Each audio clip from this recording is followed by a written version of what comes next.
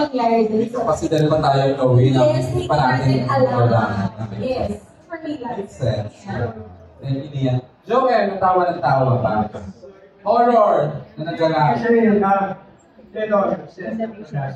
biggest horror sa akin, na nangyari, waking up, na sa yung tawag, akala ng trabaho, nawala ng may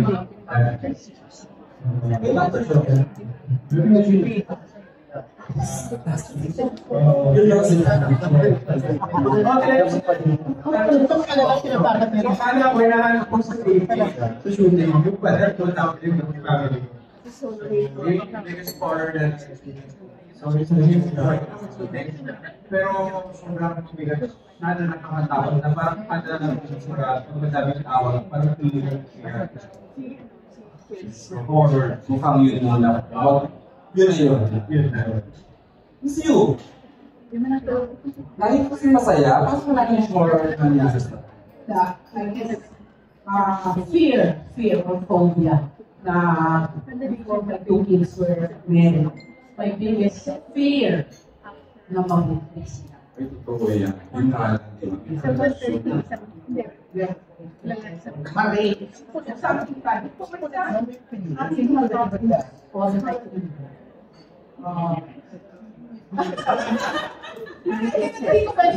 Sa parent, no, yung pinaka-fear mo na for yourself, the feel.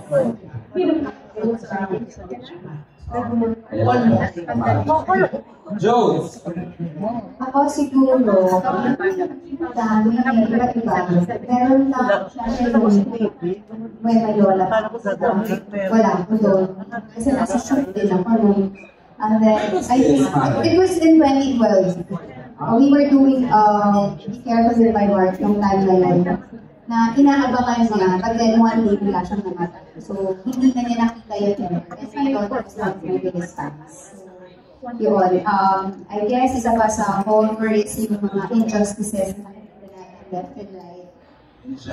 In general.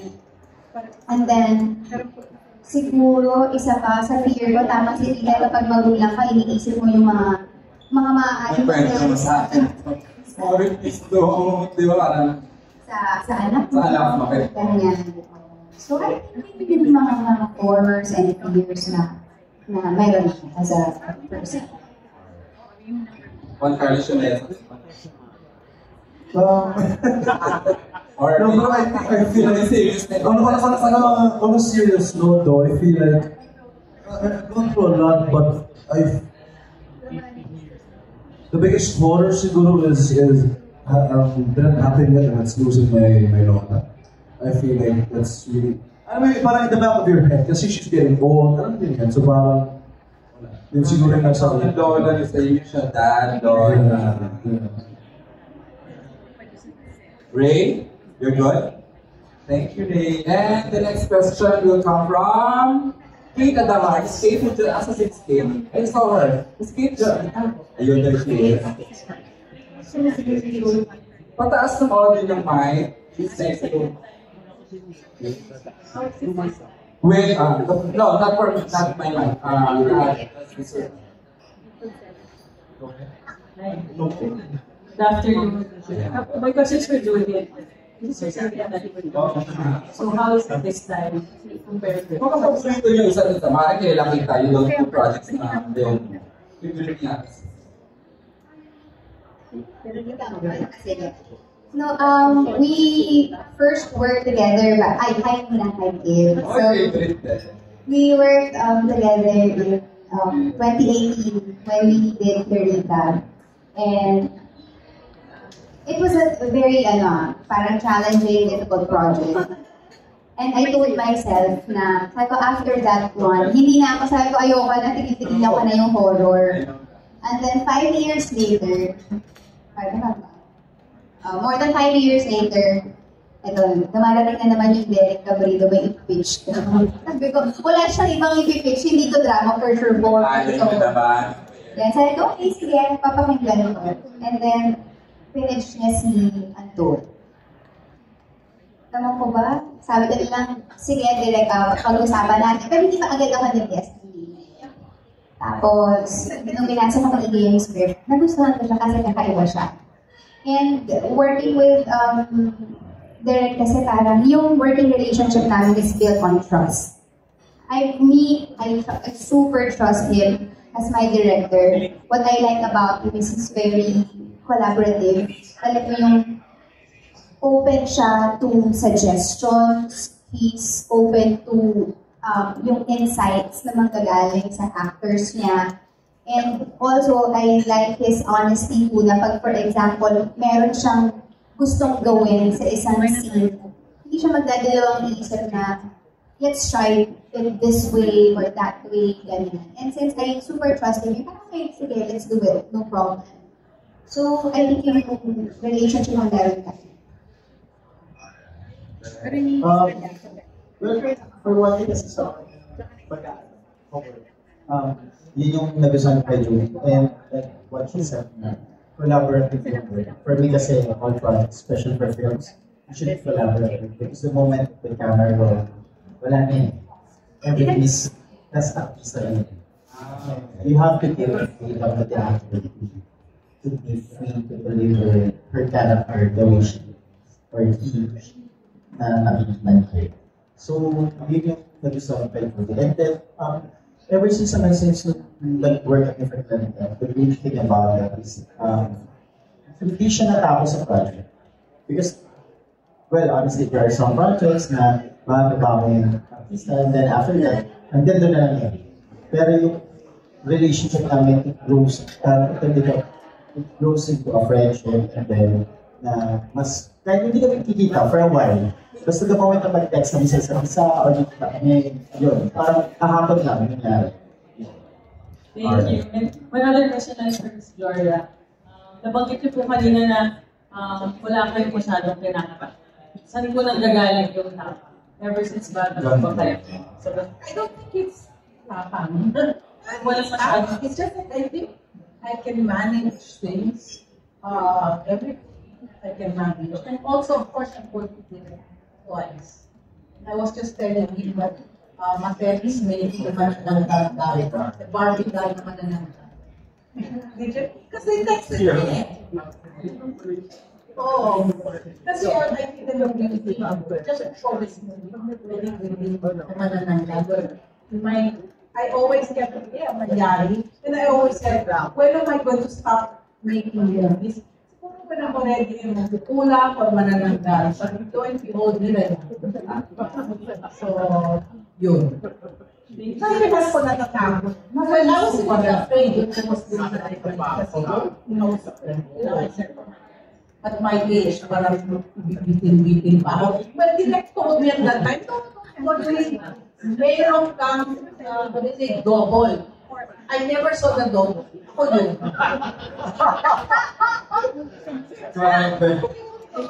Kasi mas direct ayun, buto, yung tumutunog yung mga buto. Malay ko ba, nung pagtingin ko sa, dito kaya ng double, sige, salat niyo siya. Ginawa na rin sa akin yan. Ginawa siya rin. Sabi ko, magkata na may double ka din. Sabi ko, sabi Sa klasita to, o dito? Wala ko sila choice eh. Wala ko parang mabalik.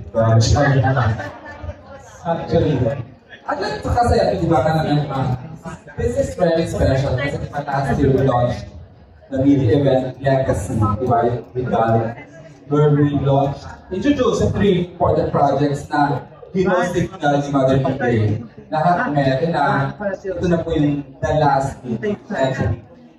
Same time na nag-launch tayo nun, introduce the face of Regal, our executive producer. We would like to find out, Sir Key, how hands-on you are dito sa production ng tatlong pelikula.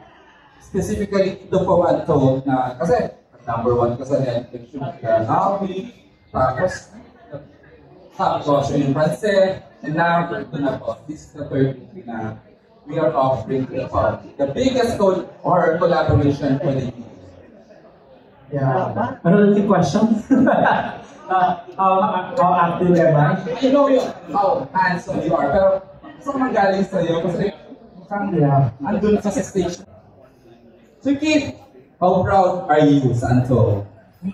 I know Ms. Rosel has been bragging about the budget and everything. Ikaw, from technical to everything, nakikialam ka eh. How proud are you sa naging outcome ng Antol? Ilang beses na pag Yeah, I'm very proud of Antol. I'm so impressed with everything, even from kahit sa script reading pa lang, nakikita mo na how impressive the story and the movie is going to be. Of course, the cast is super good, and director Eric Navilo did a great job putting the project together. Jenny, the creatives, who do you, pinasa lang for the first 20 minutes. Ano sasagutin ko ng pelikula? Wala, ang kalahati hanggang magtapos, sinagot niya lahat yung connection. Second tanong ko, kasi ang tanong ko baka may mga untold about the love life of Jody na gusto nyo i-share sa amin. Parang may alam kayo. She will share it. I don't think so. Alam ba, that's you. Kaya nga po. Pero first time yung po naging mag-ina. First time yung naging mag-ina sa movie. First time together working. So we worked several years in SCQ. Stars. Ay, nasa judge. 1 year. And now, together. The boys. She's a very good actress. Kasi, kung nga po parang kasi super close na po kayo dahil ang dami ng alam kay Jody. Pero ano lang po yung mga naging experience nyo working together ulit dito sa movie na to? Saka paano kayo naging super close ulit? Ano yung mga pinapayo nyo kay Jody bilang parang anak-anakan nyo kasi? But kasi Jody is very direct says she's very nice to everyone. Easy to deal with. And parang when she goes to work, she's really talagang into her work. Sometimes I will go 1:30 and then she'd stay there. I never heard her even once complain. And then I heard she lives very far. Right? Southern girl. And that of our, actually it was quite hard kasi we were shooting in hindi naman squatter about everything, because construction, building, and everything. Somebody sa Alisay, Rizal, everything. So, I never heard her even once. Have problems about it. She's very nag-active. Thank you. Ayan. Si Jody naman, paano mo i-describe si Miss Gloria? Hindi ka ba na-starstruck o siyempre? Miss Universe, yeah? The very first time I worked with Miss U, I call her as a Miss U. We call her Miss U sa UBS. Kasi in 2002, 2003, when we did Star Circle Quest. With Luis Manzano sa co-host. Kami ni Luis yung nag-host, and then si Miss U, si Directoren, and si Tito Boy. Yung mga viewers ng time na yun. Of course, hindi ba namang hindi masa-starstruck sa isang Miss Universe, diba? Yes. Wala. Kasi 2003 yun. So, and what I like about Miss Lu, she's very frank. Wala siyang BS sa mga sasabihin niya. Sasabihin niya isang bagay for what it is. Hindi gusto sa kanya ang sugar coating. And sometimes, sa mundo na ginagalawan natin, napaka-importante na marinig mo yung totoo. Walang BS, walang sugar coating, and yun yung sobrang na-appreciate ko sa kanya. And she's very, she will, ang dami ng, diet na pang-bakon. And she will always share her meals with me. And wisdom. Ayan, speaking of wisdom, so anong wisdom ang na-share niya sa'yo na hindi mo makakalimutan?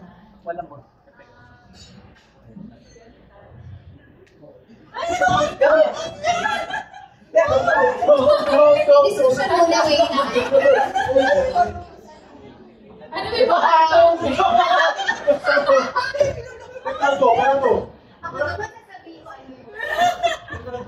Alam mo si Jody ganito, may ugali na chismisan mo yan, nakakalimutan niya na pagkatapos na ikwento.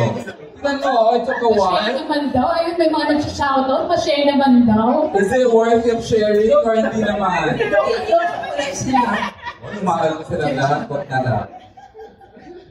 Naingit kami sa happiness view. Mamaya daw siguro, sa table.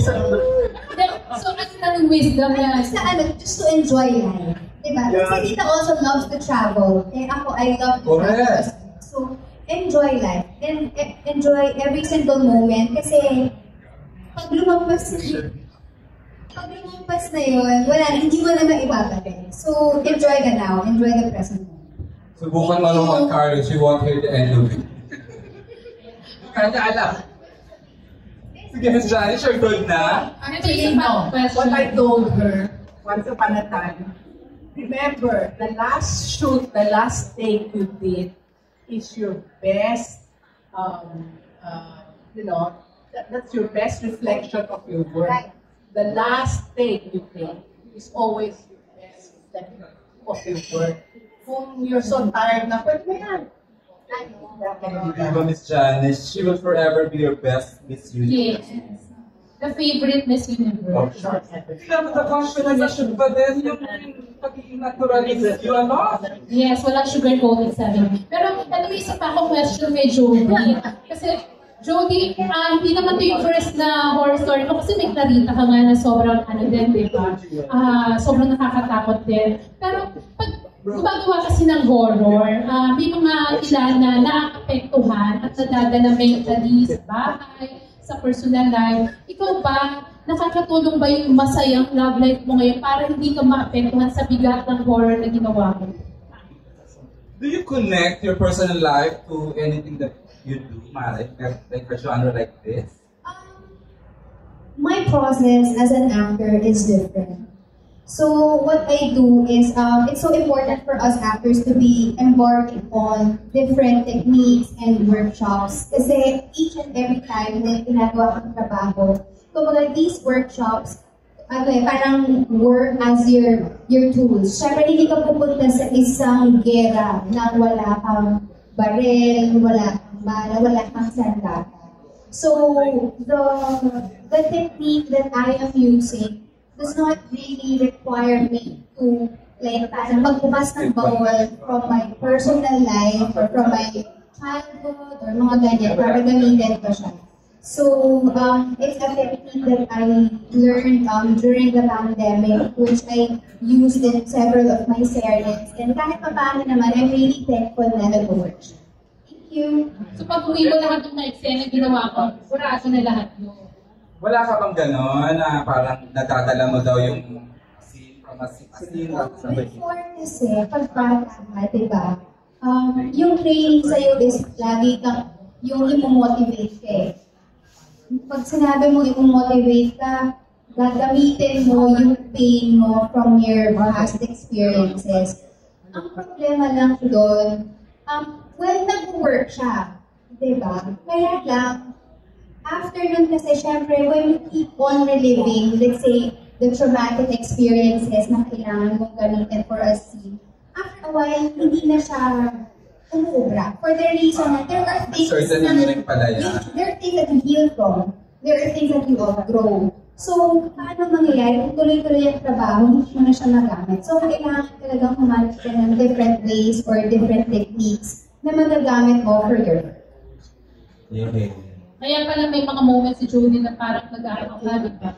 Yung alone moment mo. Uy, totoo yan. Text mo yan ngayon, sasagutin after 2 days. Ganun siya. Okay. It's really important for, not just for actors, but for every human being to find that space of rest, of stillness. Napaka-busy ng mundo natin eh. Ang daming nangyayari.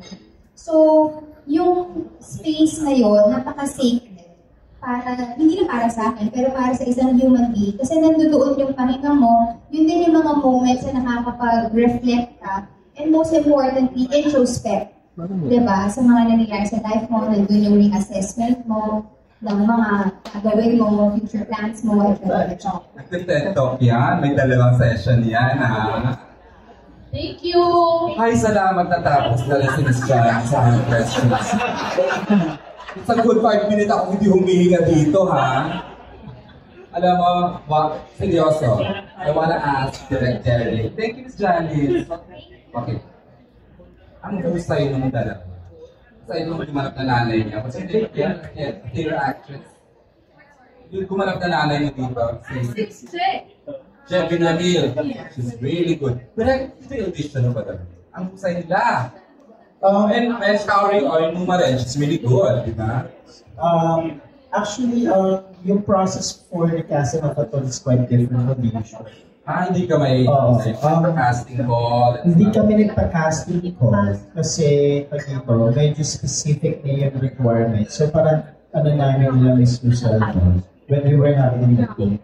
We have a lot of names na tapos isa-isa talaga namin, okay, what about kung ganito na yung, for example, this artista, ilagay namin tayo ganito. Ano yung magiging mababa, ano yung mag-deliver, diba? And then I do remember the more times na din si Direk Manny. Ayan. Our supervising producer, Manny Valera. Yes. Si Direk Manny is also na para, there are some things na he's suggesting, na I do remember there was this one thing na parang, hindi ko na na-mention ko sino. Tapos yun, suggest niya, tapos sabi ko, Direk Manny yun. Pero nung nag-shoot na kami, yun. Sobrang perfect. So, hindi mo naman sila sa set lang na-meet. Lumalaman sila sa isang yes. Nag-ano kami, nag-meet kami ng we did this for reading and then also at the same time, I've seen yung previous projects nila para masala talaga. For me, sila yung the best para dun sa role. And hindi ko siya pinagsisiyan. Good to hear that. Any word, any reaction from Sarah na Derek speaks highly of you na he landed the role? Sabi sabihin, ang dami daw kinonsider for the role. I'm very thankful. I mean, Derek is a very incredible director. It's so good to be able to work with him. Experience ko rin yung biglang may stand ako, pero ikaw na pala. And for that, yes, and I'm so grateful for that. Kasi fear ko yung nangyari, I overcome that fear. Kung naliksana niyo ni Jody, hindi mo masyad. At Jody Santa Maria, perfecto ka. Thank you po. Ayun, so I'm so grateful. Thank you, Dila. Thank you, Mr. Sally. Actually, dagdagan ko lang din. Marami siyang ganang moment. Hindi siya dapat yung gagawa. Kasi sasalat na lang namin. Yung mga gano'n, marami siyang gano'n. Pero kasi ito dito, parang, nung first time niya kasi gawin, parang sabi ko, uy, nag-work. Ang hirap kasi pag ito. Kapag dinobal mo na kasi minsan, hindi makuha yung, may mga small gestures sa tono na hindi kaya ibigay ng double na mabibigay lang ng mismo. Diba? So, sabi ko dito matodobal. Sige, yun. Kahit pagod-pagod na siya nun. I know, tama. Na-enjoy mo naman po sobra kasi it really adds to the growth of an artist. Usually do these things. Kahit ako na-surpresa ako sa sarili ko. So, ayun. So, mabigil-bigil ulit. So, experience ulit. Kaya sa gagawin ko. Huwag akong nakasabi niya. Kaya promise na hindi ako magiging. Alright. Tia, any reactions to what the Derek said? Siyempre, I'm so grateful kay Direk Derek. I mean, this is my second time doing a horror film. Gusto ko siya, yung beauty niya, hot pa. Ako lang tuloy. Sige, kita mo lang, kaya baka natatawa sa pero, balik tayo sa, Siya tayo masaya ho. This is my second time doing a horror film. I remember, bata pa ako noon, yung pinaka-first time ko, I was young lovey po pa, nung tanan sa Aswang. Tapos, basta yun yung pinaka-first ko, tapos Banawayan. Wow. Yes, younger version, diba? Hindi na super bata pa ako. Super bata pa ako noon, as in! Siguro mga 10, 11. Yan pang nauli ni Joy, tumawag na rin. Hindi rin ako nakilala doon kasi binuhusan ako ng prosthetic na dugo all over my body. So hindi talaga kita masyado yung face ko. Pero anyway, ayun, syempre, kinabahan ako. It's like my first time nung time na ginagawa namin itong mentor, syempre talagang gusto ko na bigay yung 200% best ko dito. And it's something na I really asked for din and prayed for na gumawa ng film. And of course, gumawa ng genre na out of my comfort zone. So, lagi isa ko drama, lagi ko kontrabida, ganyan. Gusto ko naman maiba naman. So, ayun yan, nabigyan ako opportunity to do a horror film and super naalala ko talagang pinag-aaral ko yung script and I was asking the director ano yung mga pwede mong gawin. Challenge sa horror. Yes, very challenging talaga ang horror. Talagang tinetest ko rin mentally, emotionally, talaga, when you're doing, yes, when you're doing horror film. Yes, talagang parang binibigay mo rin talaga yung kaluluwa mo pag gumagawa ka ng horror film. So I'm so grateful dahil nandiyan yung mga co-actors Thank you, Director. Miss Jody, sa Derek for guiding me all throughout this. Before I give the microphone, Mars, can you declare, kasi I've been hearing a lot from Ms. Roselle in a few days, moments na nakasama ko that this is because one of the biggest horror movies na nagawa nila. And ikaw ba, Pita? How do you feel na the biggest horror collaboration ito ng Ligar? Siyempre, alam naman natin, ang galing tayo sa mga franchise ng mga Shake, Rattle, and Roll, di ba? Pero ito, binabalik na naman ng Ligar where they're really good at, which is the horror genre. Kasi ikaw ba yung nag-Pita saan? So, Of course, I just feel so blessed and grateful na na-entrust ng legal yung project sa akin. Yung sa akin, dito ngayon. Nasabi ko naman ito before na it was a dream talaga to work. Papalita ko na lang. Hello? Ayan. yeah, Okay. So it was really a dream to work with Regal. Yan ay share. Sabi mo, hindi ako pinakuha. So it's killing talaga when you got the offer from Regal. Di ba kasi almost every year merong Shake, Rattle, and Roll. Ayun pala. Umabot na nga siya sa pang-ilan ba? Ilan na, Sir Keith? 13 ba? Extreme! Yun na nga, di ba? Ayun, correct. So parang every time, parang, kung kaya nila ako? Isipin mo talaga yun. Dream kasi, di ba? As a child, I would watch Regal, Shocker. Correct. Growing up, di ba? Diba? Tapos yung mga Shake, Rattle, and Roll, isang favorite ko doon, yung episode nila sa Until. And it would be nice, no, kung one day maging part ako ng movie ng Regal. But then, it never happened. Nung panahon na yun, Years ang inintay mo, decades, no? I waited for 27 years No for way. this to happen. Yun. Ang galing. So, thank you so much, Ms. Roselle, Sir Keith, thank you. Maraming salamat sa tiwalang ibinigay ninyo. Thanks, Mark, for sharing. Gusto ko lang talaga marinig sa ibang galing yan. Diyan paalam naman ako. Okay, few questions coming from Bon Belinario ng TV5 Digital. Hi, Bon. Okay, pa-in mic. Ito na lang si Bon. Pa-up ng mic ko, please. Baka kayo. Yung question ko for Miss Jody. Miss Jody, we've known you not just an actress, but a person who really speaks your mind when it comes to issues socially and politically. And yung role mo dito, it speaks so much of you as an actor. Na talagang dito you are a fake news spreader, iba yung atake mo dito, iba yung role mo. It means so much to the society now, lalo na sa mga journalists. What are your thoughts on your role and what can we see and learn from it? Number one, hindi lang kasi siya tungkol sa hindi na lang siya limited sa pagiging journalist. It's really about each and everyone's social responsibility. Walang tao na nabubuhay para sa sarili lamang. Lahat tayo in a way connected sa isa't isa. May pananagutan tayo whether directly or indirectly. So, now, we live in a digital world na everything is just being put out there. So as a human being, ako I personally believe na yung mga platforms are neutral. powerless sila. It is us who gives the platform power. And now the question is, paano mo gagamitin yung platform na yun? Will you use it for good or will you use it to create chaos? So, ang gusto ko lang din na maging take away ng mga tao dito is yung pagiging pagkakaroon ng social responsibility.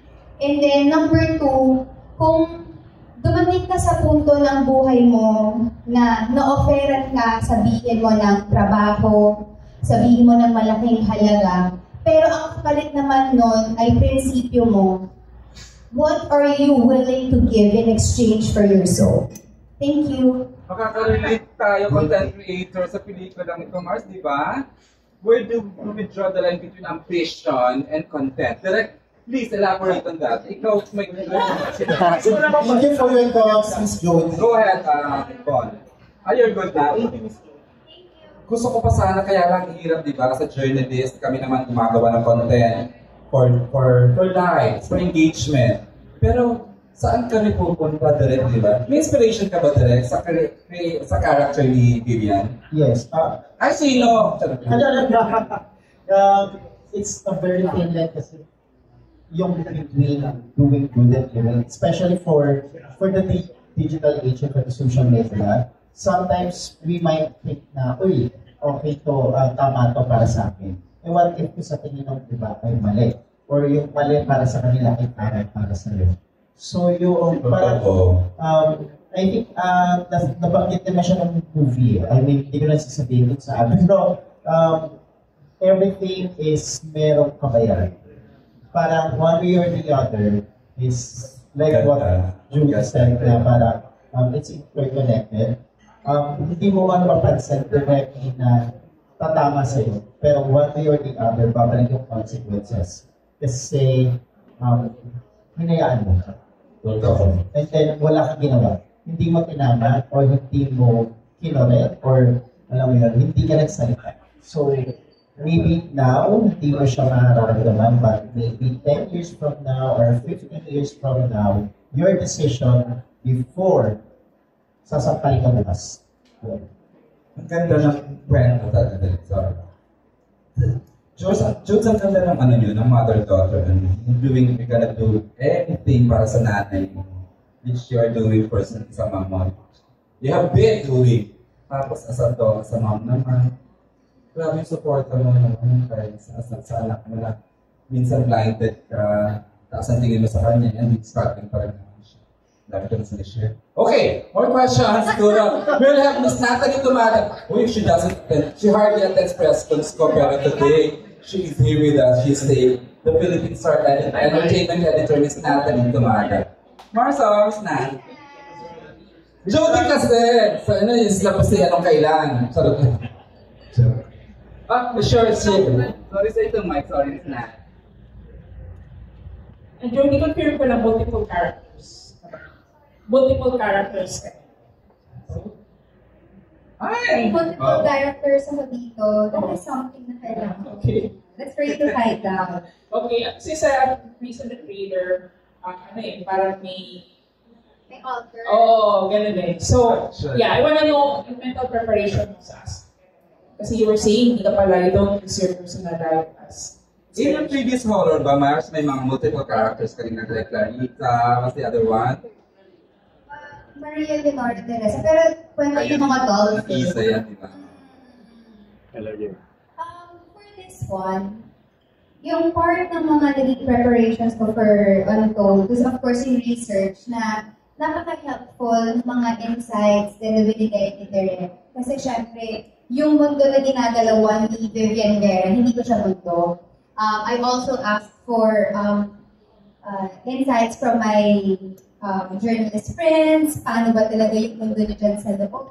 Kasi syempre, ano lang ako kumbaga viewer lang ako nakikita ko lang yung mga trabaho nila, pero never ko alam kung what... As Judy Santa Maria, nakikita mo lang. Okay. So, kailangan ko yung mga insights nila para lang din makadagdag ng layers doon sa character, para mabuo mo siya.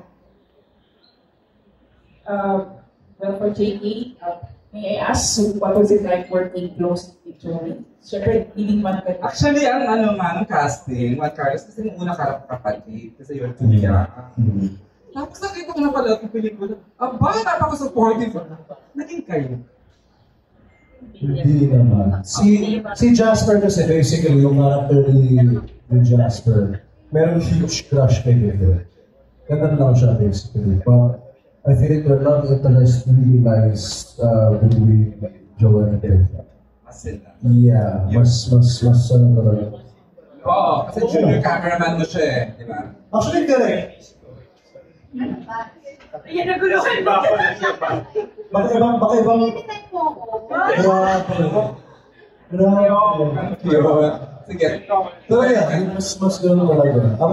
What I feel naman, I feel really lucky kasi I mean, it's one thing working with someone who's really good, but it's another thing working with someone that's also good, but you can learn a lot from. And especially on this project, was really surrounded by people who got a lot of different advices and wisdom from. And I would definitely do it again, anytime. It's not kasi diba, we all know him as a concert performer, pero siguro this must be real special kasi tinanggap niya. Di ba? First horror ko rin eh, so gusto ko experience. Did you like it? Yeah. And then you learn what you, what you learn about. Well, so, wala ko lang masyadong natutunan. Tingnan ko siya. Ako lang. Sakto. Jody. Sakto. No, but genuinely though, I mean, it's really the experience. Kasi iba-iba yung iba-iba yung atake ng bawat genre, I suppose, the treatment, the approach. So, with a horror film, iba rin yung paglatag ng mga bagay-bagay, yung pag-shoot ng mga eksena. So, teleserye, bida ka na rin naman with Andrew. Yeah. So, parang medyo other side of the coin situation. I really enjoy it. Please get to, tinitake on may mga yung challenges sa Juan Carlos na pwede ka palang gumawa ng once in a while. Di ba, Miss Na? Yes. Si Joel na I'll ask Joel, what is Jody? Baka may ampot ka naman, di ka sa amin. Ako nagtapos dito. Wala akong ginagawa. Untold. Yeah, any untold stories about working with Jody? Wala. Lagi ko siyang partner sa mga movies. Kung katulad ko sinabi niya sa Maria Leonardo, ako din kasawa niya doon. Yes, tapos Pwede mo kayo ni Direk Wendy Ramos kasi, di ba? Direk Wendy. So, lagi ko magka-partner ni Jody. So, wala untold stories. Siguro yung mga kabataan kami, madami kasi mga kwentuhan. Pero okay, Diyan na ba yung Korea? Happy ako na nagkasama ko si Jody sa buhay sa industriya na ano yung napabuti. Hindi kami punta sa ibang bagay na hindi nais na. Sino pa siya lang? Hindi na, parang balik. Bagay. Hindi, siyempre na dito. Dito, siyempre, dami namin pinagkaalan yung mga pantaan na. Okay, so, pero siyempre, Bigay ko na to? kwento. Pero yung nga, pati pumunta kami sa set, iba na yung pagkakwentuhan namin tungkol sa mga anak, tungkol sa hindi na lumatabas, before kasi, Number to page. sa susunod na party, sa nagtutuwa siya natin after ng figure night yun, sa tayo. Pero now, it's a happy. Alam mo, kahit horror yung ginagawa, yung mga kwentuhan namin kung sa buhay, kung sa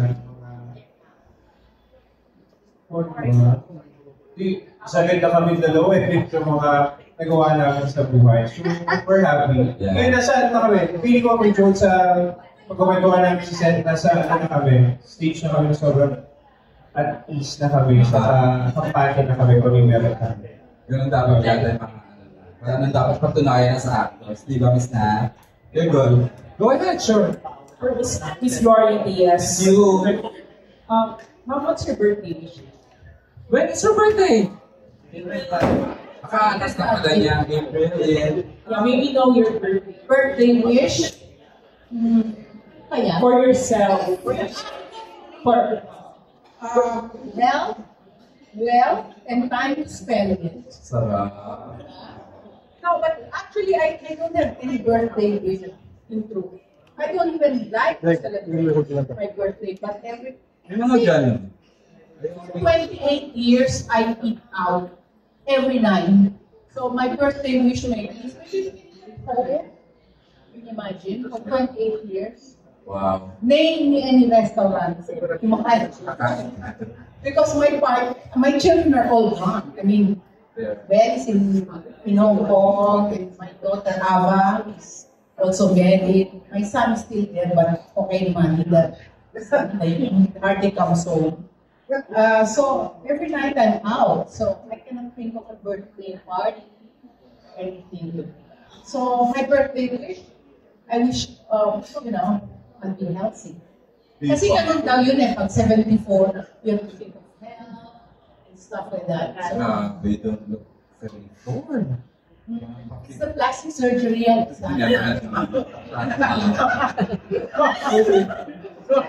Actually, the reason, ang na-happy ako kasi yung pagiging hands-on producer ni Sir Keith, ang dami niyang ginagawa kasi he's exposed internationally.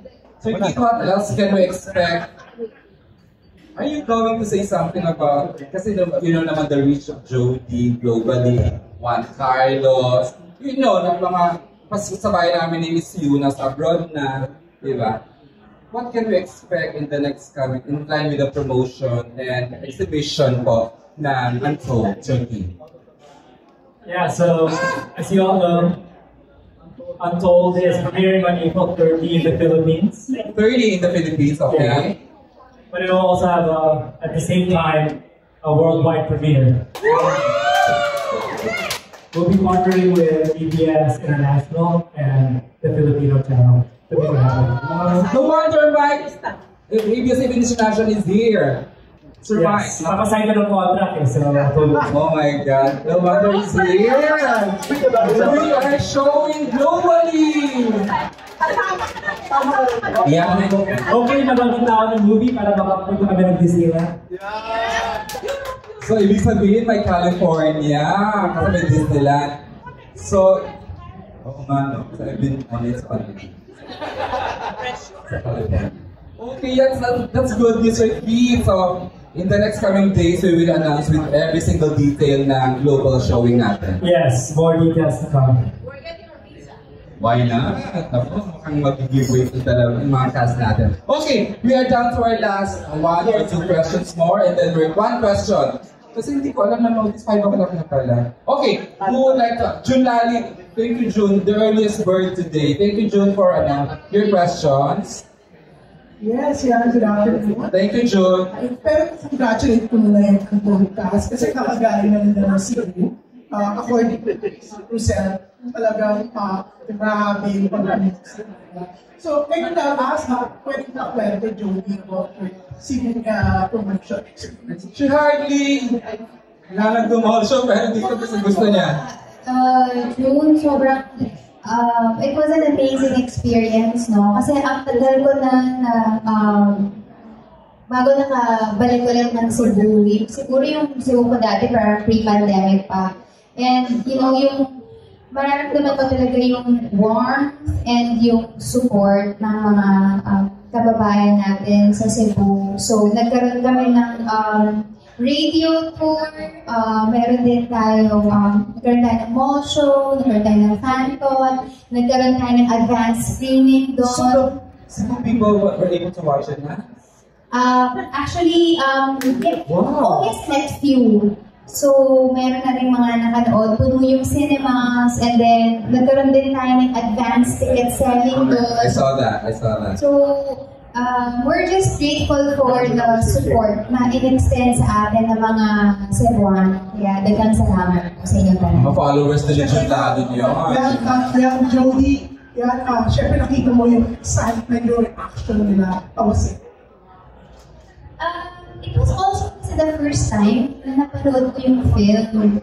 So minsan, parang nakakati yung una ko sa panonood. And alam mo yung parang nandun din yung tinatry tignan kung paano na-affect yung viewers nung napapanood nila. And nakakatuwa lang kasi nakikita mo how they were affected by the film. Nakikita mo talaga yung sigaw nila and then may tawanan sila. And yun lang, kumbaga, alam mo na meron silang naramdaman doon sa sa film? Siyempre, yeah. So, mas lalo ka niya isa sa... Na-excite na Yeah, sa movie. Of course, kasi syempre, di ba, parang tayo naman sa industriya, kahit paano, alam natin na pag gumawa tayo ng isang proyekto, we give it our all, di ba? We give it our best. Hindi lang tayo, pero yung buong village kung tawagin ko. Of course, us actors, the team, the creative people. Yung pinakamagandang reward kasi na nakukuha ko is yung makikita mo yung reaction and when people come up to you and tell you that ang ganda ng film, nakakatakot yung film. So parang para sa akin na okay, worth it yung oras, yung effort, yung pagod, yung panahon na nilaan mo para doon sa film. Thank you. Miss Flo. It's you for you. Si Miss Flo. Yes. Ito ko, syempre, ibang klase. Gloria Diaz. Sabi nila, Gloria Diaz is Gloria Diaz.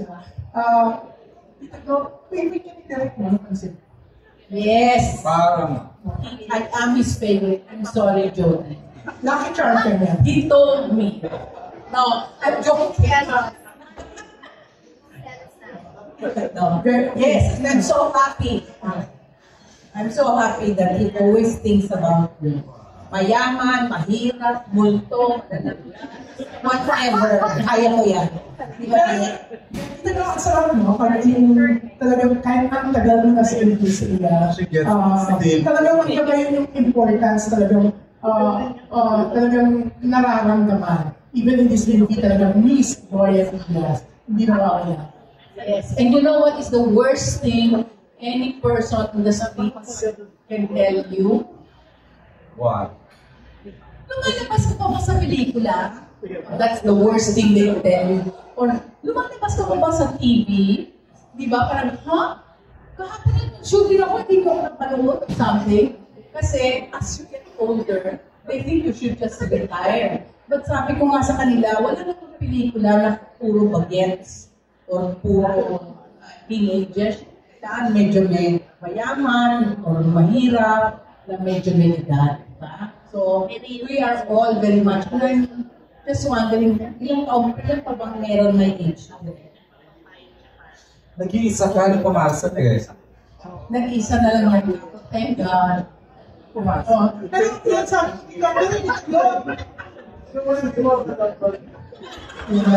isa na lang siya. Hindi kasi may rayat mo ka. Sabi mo, wala na doon makakalaw sa YouTube.